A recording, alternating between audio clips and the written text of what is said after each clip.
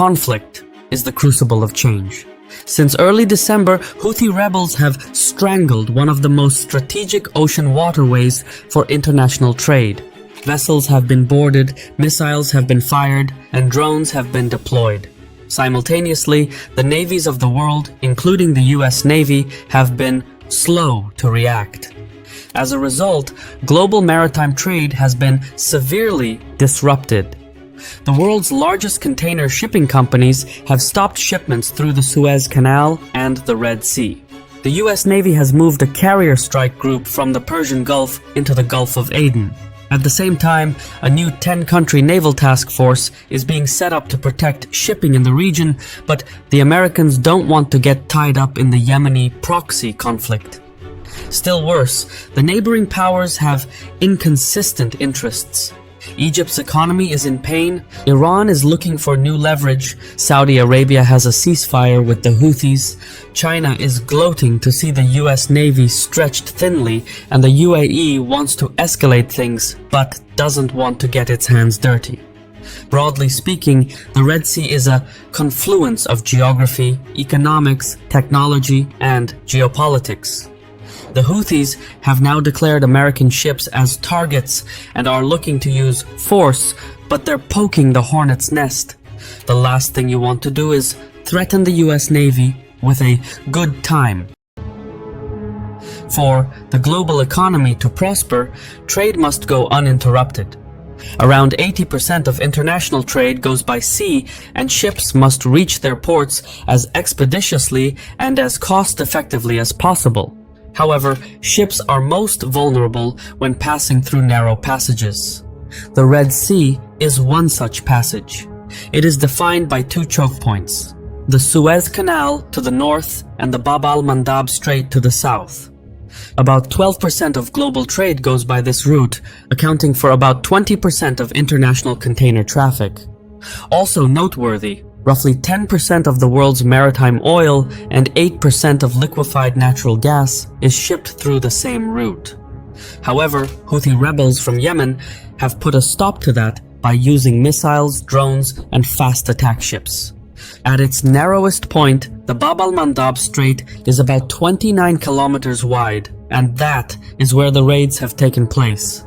So far, the Houthis have directly targeted at least 12 commercial vessels transiting the region, firing over 100 drones and missiles at ships from more than a dozen countries. The Houthis, who are backed by Iran, say the attacks are in solidarity with the Palestinians. But the maritime blockade is also a geopolitical leverage for Iran vis-à-vis America and Israel. For added context, Iran's other proxy, Hezbollah, has at least 130,000 rockets and missiles aimed at Israel. But Iran cannot employ Hezbollah's firepower to attack Israel, since doing so would open Pandora's box and result in the American bombardment of Iran. Therefore, instead of Hezbollah, Iran has chosen to retaliate by other means. The Red Sea is a place where the Iranians have gained substantial power in recent years owing to the Houthis. So, this is as close to the game of geopolitical chess as it gets. Regardless of the strategic maneuvering, the Houthi attacks are an affront to the freedom of navigation and compel economic powerhouses to reconsider global supply chains. In response to the maritime blockade, 4 of the world's 5 largest container shipping companies have suspended shipping through the Red Sea. These include Denmark's Maersk, France's CMA CGM, Germany's Hapang-lloyd, and Switzerland's MSC. Together, these companies account for more than 50% of global container shipping capacity. Multinational British Petroleum is stopping shipments through the Red Sea as well. If other energy firms join the call, oil and gas supplies could be in severe trouble.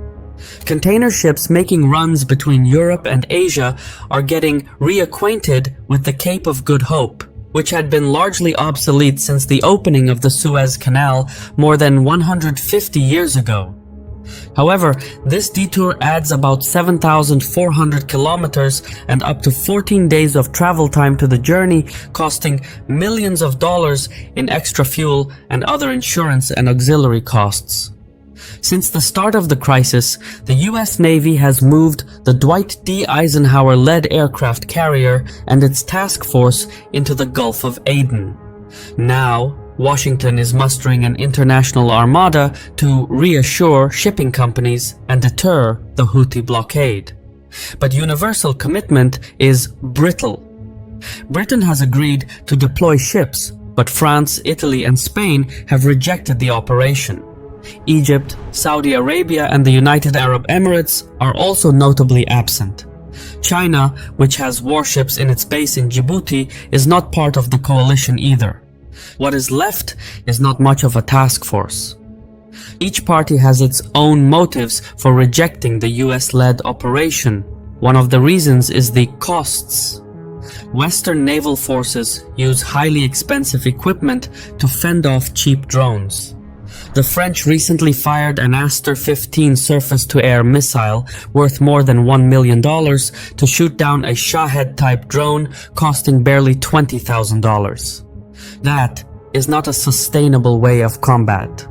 When you employ $1 million weapon to kill a budget drone, it's really the budget drone that makes the kill.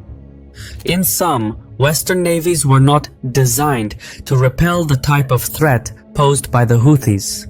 Then again, a drone damaging a commercial ship would cost just as much as $1 million weapon. So, there are considerations from all angles, and that's what makes this battle space so complicated. Overall, America's naval task force, dubbed Operation Prosperity Guardian, will increase security near the Bab al-Mandab Strait as it escorts ships through the region. But that's still not good enough for commercial enterprises. Escorting vessels through a narrow passage would bring forth logistical complications and dangers. This is because joining a convoy would require ships to congregate in the Red Sea or the Arabian Sea, which would make them easier targets for the Houthis. Though relatively small, the Houthis possess formidable and cheaply manufactured anti-ship ballistic missiles capable of flying 1,400 kilometers. These types of missiles travel at higher altitudes and greater speeds than cruise missiles and therefore extend the range at which the Houthis can strike ships. As such, flocking commercial ships into one space would make them an easy target, like shooting ducks in a barrel. Moreover, the shipping industry is currently still reeling from the COVID-19 breakdown in logistics. As a result, insurance costs for shipping in the Red Sea have jumped from 0.07% of a ship's value to as much as 0.7%. That is a tenfold increase in just 1 month. Plus, considering that oil tankers are valued in the hundreds of millions of dollars, this increase in insurance premiums makes shipping in the Red Sea exceedingly expensive. For instance, a tanker valued at $130 million will have an insurance premium of $910,000, whereas before it was $91,000. That is a steep climb, to put it nicely. So instead, shipping giants are considering going around the southern coast of Africa, even if that route is longer.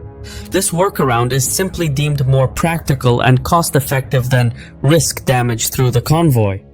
To reassure shipping giants and restore maritime security, the Biden administration is considering more extensive military operations against Houthi targets on the mainland. However, doing so would come at the expense of power projection elsewhere. China and Russia in particular would watch the conflict unfold gleefully. To put things into perspective, the Houthis are a minority Shia Muslim sect in northern Yemen. They first emerged as a rebel group fighting the federal government in the 1990s. However, following the Arab Spring protests in 2012, Yemen's federal government was overthrown. The Houthis received substantial funding and weaponry from Iran and moved swiftly to consolidate their newfound power. Since 2014, they've controlled the capital, Sana'a, but are generally not recognized by the international community as Yemen's legitimate government. Regardless, the Houthis control an estimated 1/3 of Yemen's territory and about 70% of its population. Much of the international community paid little attention to the conflict in Yemen, and now it's about to get a reality check. Egypt's cash-strapped government will likely feel the brunt of the economic burden. It earns nearly $10 billion annually from transit fees passing through the Suez Canal. With the Houthi blockade in effect, maritime traffic along the Suez Canal has likewise come to a halt. This hurts Egypt's economic stability and possibly its political stability.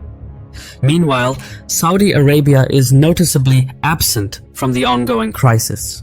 The Saudis have been combating the Houthis since 2015, but as the rebel armaments have gotten louder and stronger, the Saudis have backed down from the fight. Equally important, the Saudis are resentful towards the Americans for their half-hearted response to the Houthi attacks on Saudi oil facilities. In reply, the Saudi leadership has hosted numerous rounds of peace talks with their Houthi counterparts as they look to detach themselves from the Yemeni battle space. So this time around, the Saudis figure they're going to be spectators instead. On the other end of the peninsula, the United Arab Emirates supports a different faction in the Yemeni conflict. And since the Houthis are located at a comfortable distance, the Emiratis still consider Yemen as available real estate and are ready to fight for it. They just don't want to do the fighting part. Instead, Emirati agents are lobbying lawmakers in Washington to greenlight American military actions against Houthi facilities and bases. All is fair in business and war.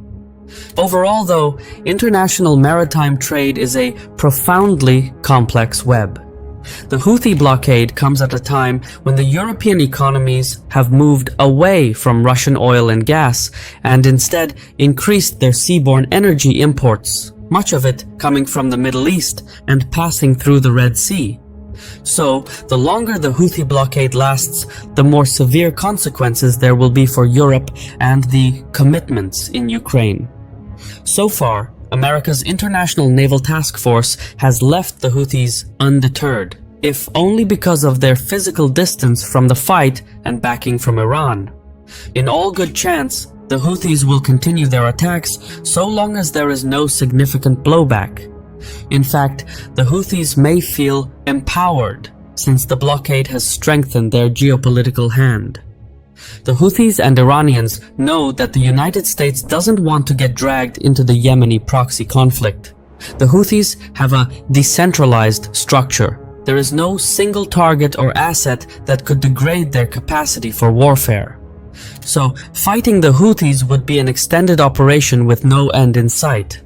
That's not something the Americans crave at this point in time, if only because Russia and China are more urgent priorities and the United States will need all its strength to keep those two at bay. However, things could quickly turn around if a Houthi attack results in American casualties. Biden would be forced to take severe retaliatory measures, carrying unintended and unpredictable consequences. But even short of that, the Houthi attacks in the Red Sea risk wrecking the global economy if left unaddressed. The key to this crisis is Iran, and it always has been. The Houthi funding, weaponry, and even tactics all originate from the Iranians. They've been a loyal proxy for Iran and its cause. The Houthis literally adopted Tehran's battle cry, "Death to the US, death to Israel," as their official slogan. However, the trouble with loyalty to a cause is that, more often than not, the cause will betray its followers.